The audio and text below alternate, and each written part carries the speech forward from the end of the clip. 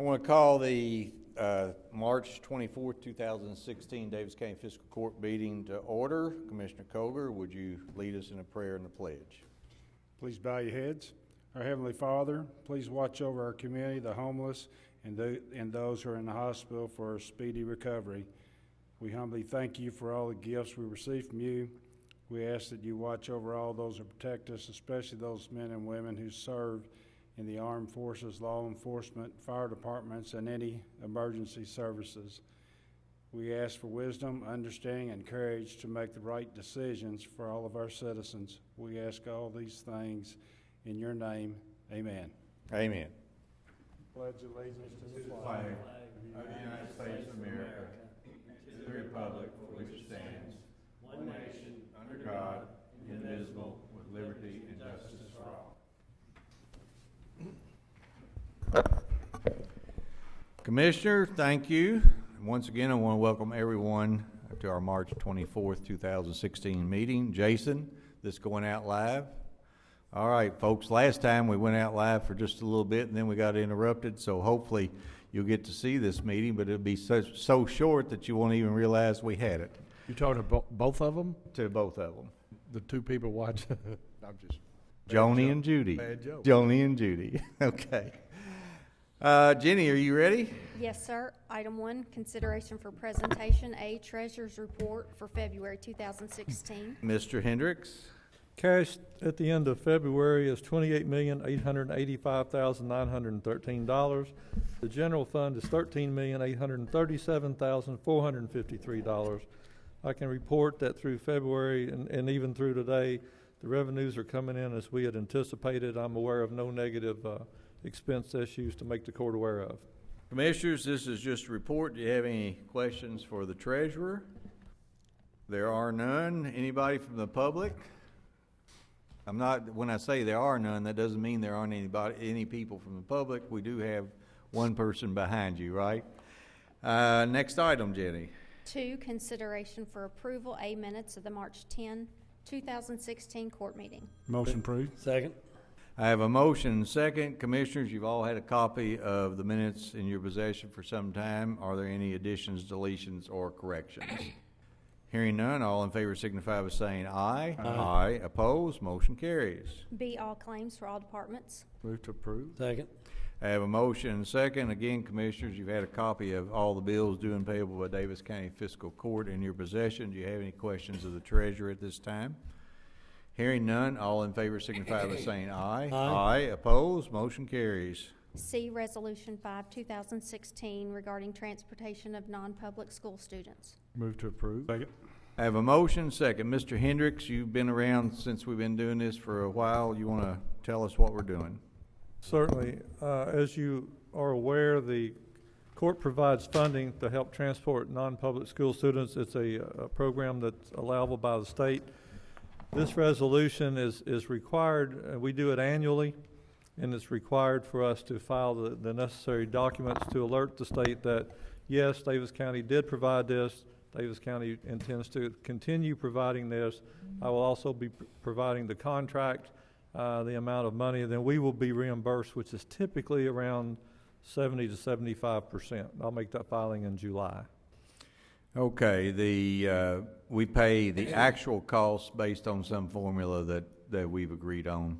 Yes, there's a state agreed to formula, yes. Right. I believe, Mr. Hendricks, that in the current or the future budget, we've budgeted approximately $300,000. I don't know that we've ever used. That's the cost. That's yes. the cost we agreed to in the contract.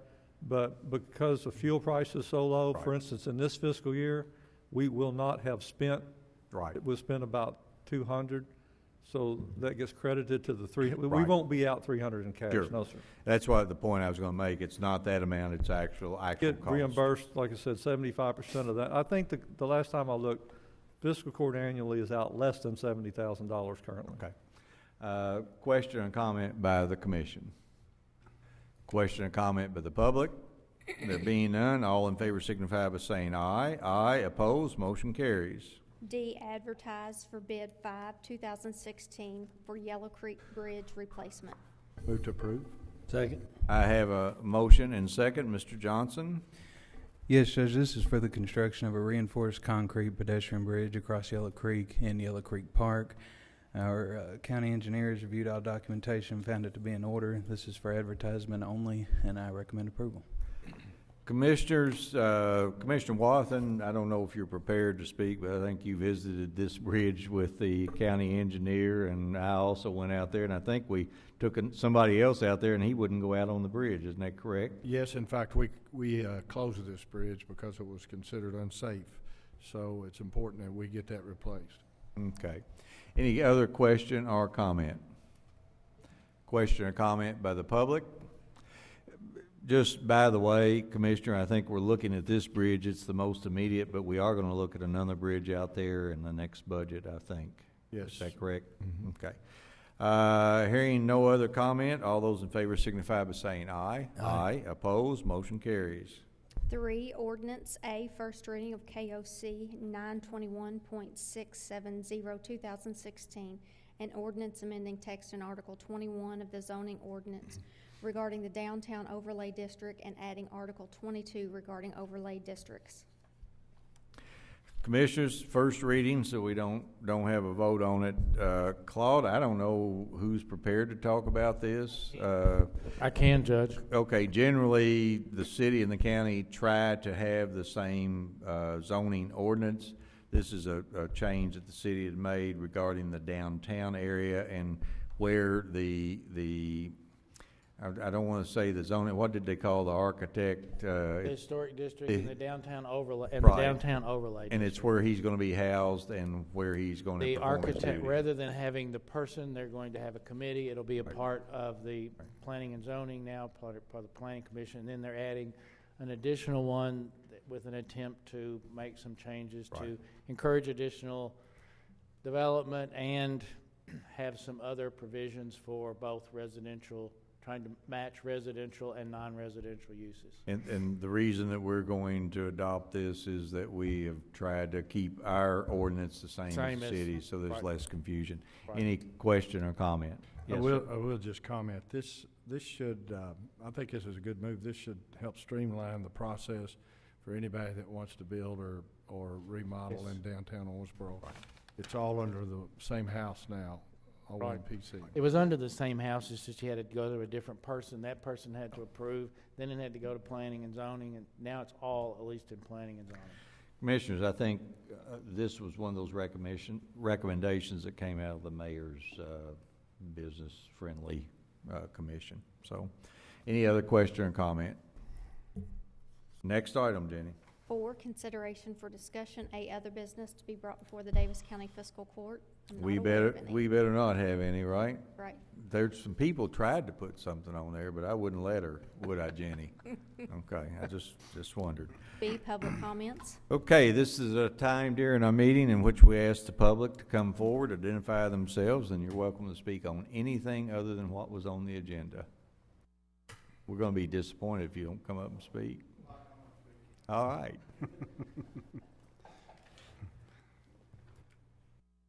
Steve Jarvis, 113 Half East 2nd Street, Mayor, or excuse me, Judge. Steve, you see this? I use that on folks that. Well, I'm used to speaking over this other building. I think I y'all know. are more user-friendly, so I'll speak over here for a while. All righty.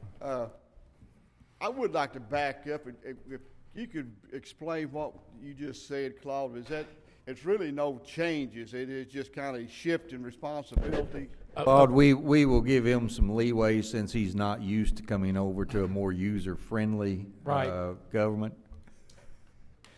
Go ahead. Yes, the first part of it was to just amend it. They had a person who was designated as the architect or the person you would see for any changes on the buildings. Now, rather than going to see that person, getting approval from that person, then going to planning and zoning, now it's all housed in planning and zoning.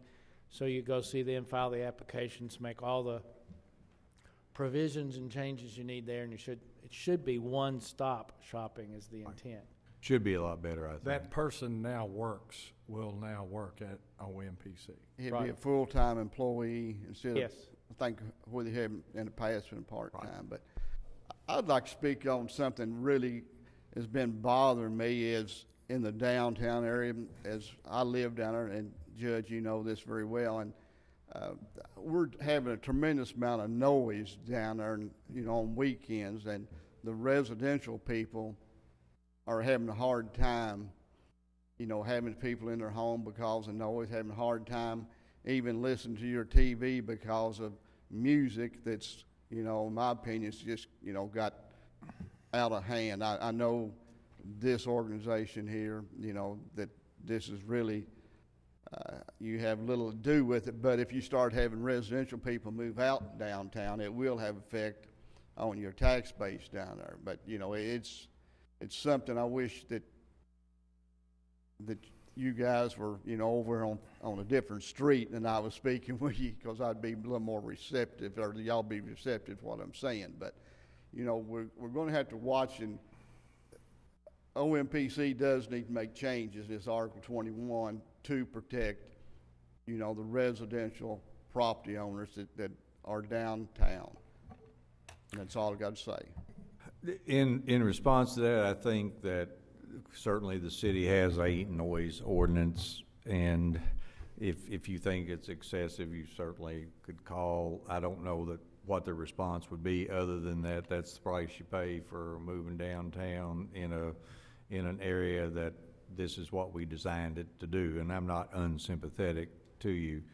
There are always going to be festivals, and always, you know, it's not just the noise, Steve. What else? It's traffic, it's the parking, it's all those kinds of things that go with a busy and thriving downtown, which most of those property owners downtown wanted, because what happened to their property values? They went sky high. So I don't know what the answer is. I suspect that at some point we will get our feet on the ground and find that balance that needs to be between the residential, which in my opinion, if you don't have residential downtown, you're going to have a downtown that fails.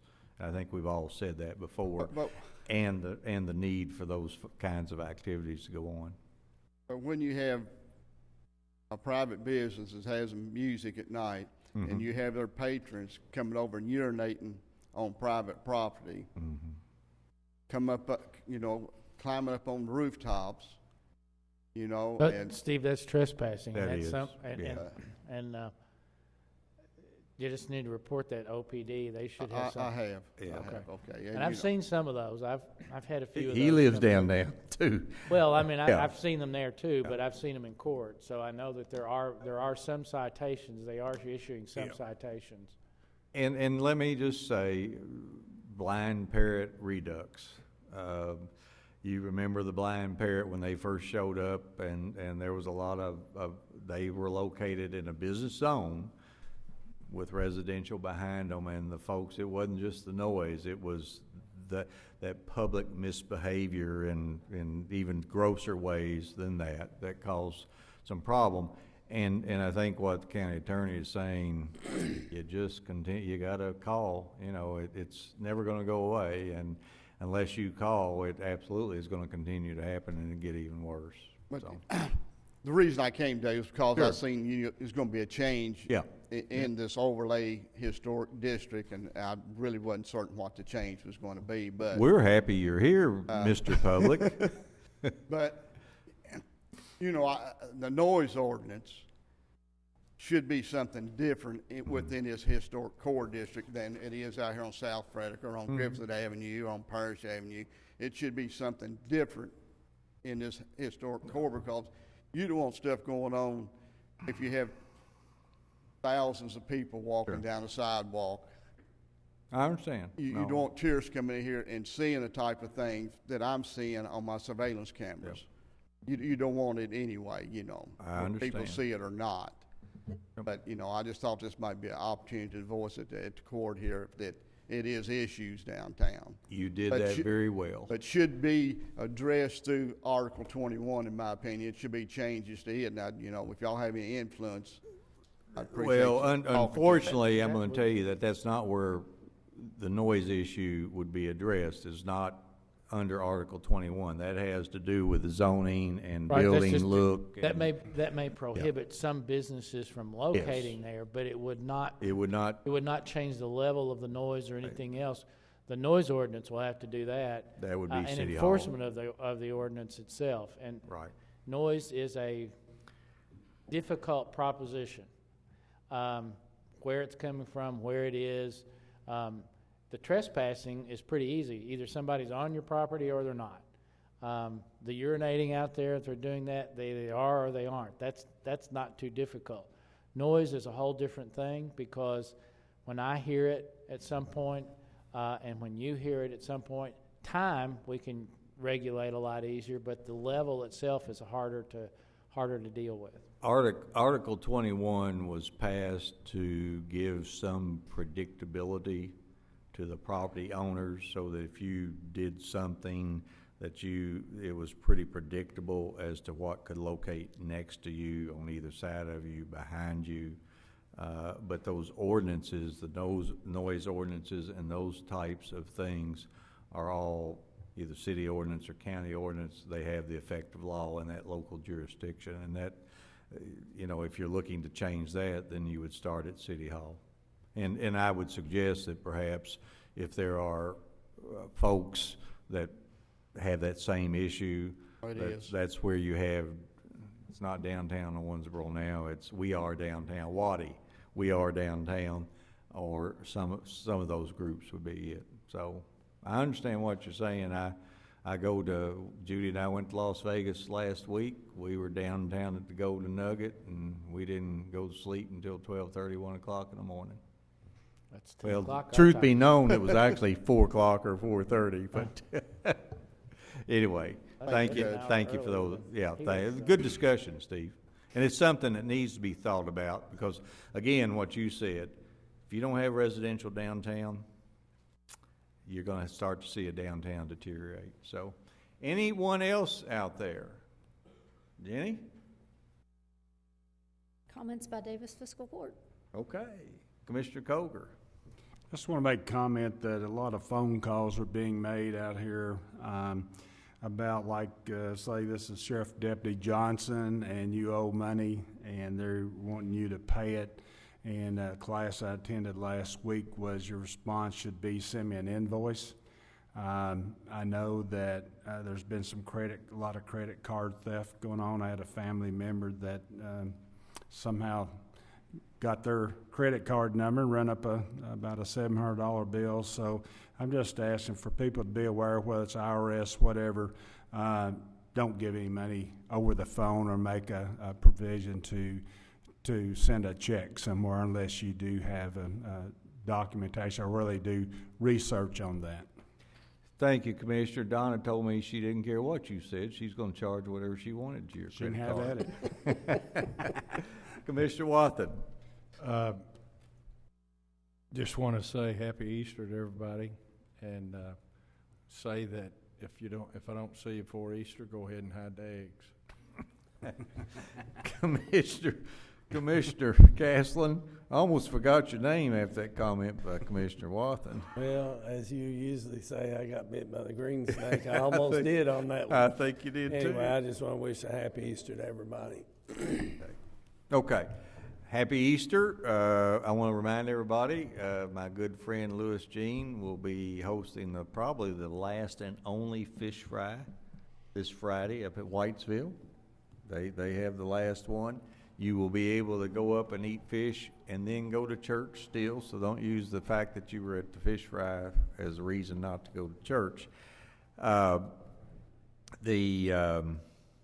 want to say congratulations to Calicut boys and girls. I thought they did an excellent job representing our community, and it's pretty thrilling for all the alumni from Calicut that we went. The Big Blue, sorry they're out, but better things next year. Courthouse closes at noon tomorrow, Jenny, is that correct? Except for the engineer, you work all day, correct? Every day, all day. Every day, all day. Well, if you'd seen him around the last few weeks like I did, Claude, you wouldn't have said that. The legislative process is almost over. I think that Don's going to write an article probably about the road plan, but I think we've done pretty good, at least out of the House. We were able to keep all those things that we had in there and had been promised and funded. We had one project that got pushed back a year. I think everybody saw the APIS Air announcement yesterday. That was pretty exciting. 35 jobs or so, $1.5 million investment. We now have a flight school in our community, so it just takes us up one notch. May make a little more noise, but hopefully not over downtown, Steve. If there's no other business to be brought forward, Daviess County Fiscal Court, without exception, we're adjourned.